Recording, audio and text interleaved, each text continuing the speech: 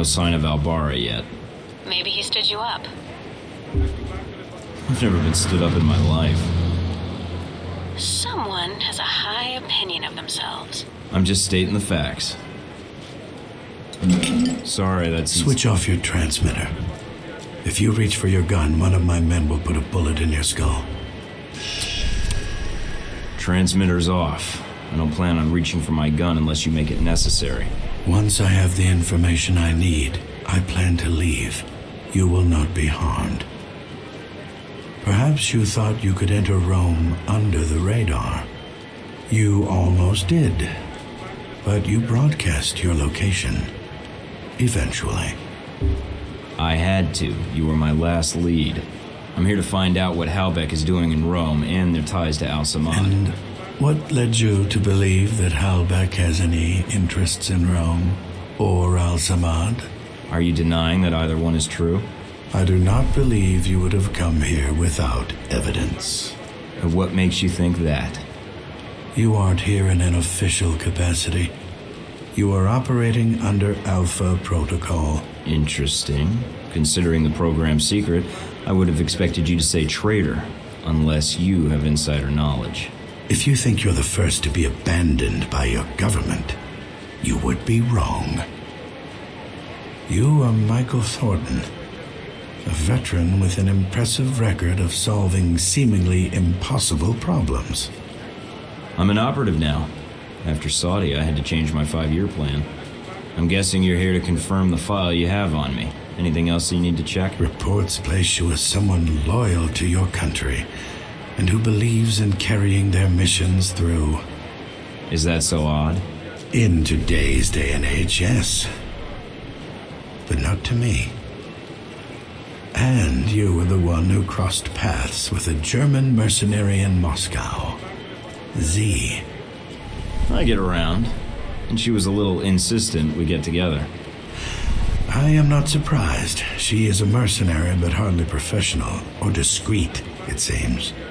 Have you two had dealings before? Contract disputes only. So you know a great deal about me, and I know who you are. You're Leyland's right-hand man, his lackey, toady, henchman. And you wear those gloves to keep the blood off your hands. I've read your dossier. You've lived a full life. Kuwait, South Africa, that oil refinery explosion in Moscow. It's like a concert tour with you. Yes. You, on the other hand, have managed to enter Rome quietly. I didn't know you were here until an hour ago. You're skilled at keeping a low profile. No murders, no public announcement. Very impressive. What happened to Bara? Dead, of course. Once you'd ID'd him, well, his use to me was at an end. In less than a day's time, you have already managed to cause me considerable inconvenience. Now, tell me what you're doing here. I was tracking down a lead, and it looks like I've found it. I see. So you thought all you had to do was wait and we would speak. Interesting. What I don't understand, though, is why we're talking at all. Unless keeping me alive is important for some reason.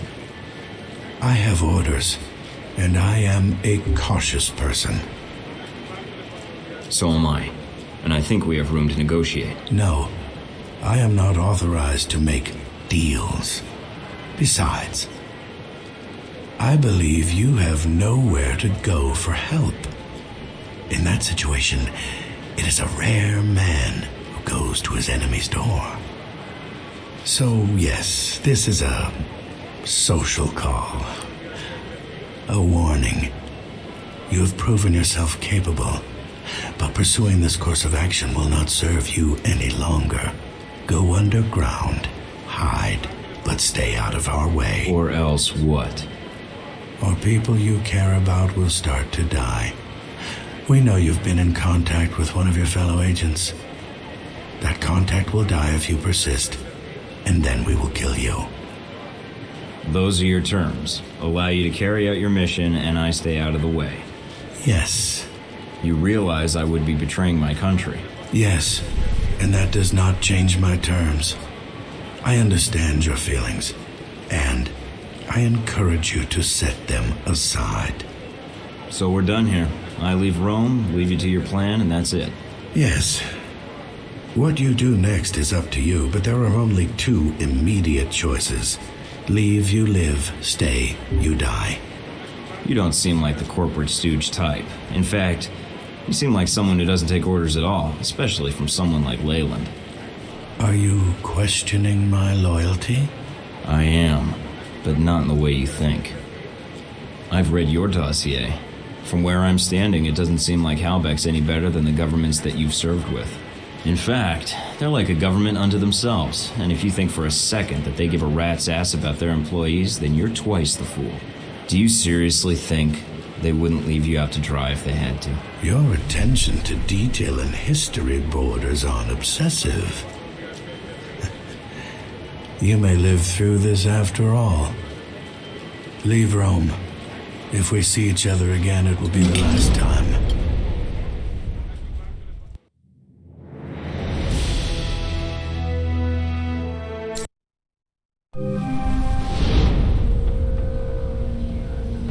I confess, you slipped into Rome almost without us noticing.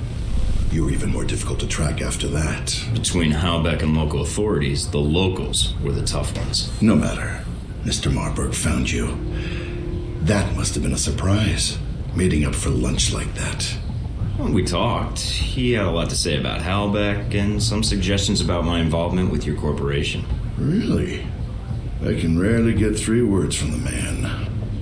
Well, feel free to have him threaten you whenever you get tired of listening to yourself. I'd be curious to hear more, and your first impression of Mr. Marburg. What did you discuss? We discussed business. Turns out both of us have experience with abuse of authority. He described you as a man of your word. Patriotic, I believe, also came into the conversation. But Mr. Marburg was not always the best judge of character. Nor does he instill much loyalty in employees.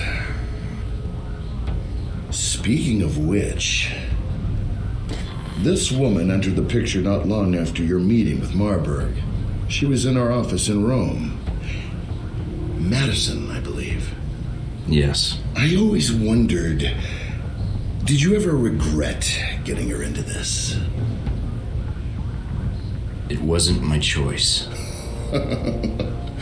Oh, right. In the end, it was.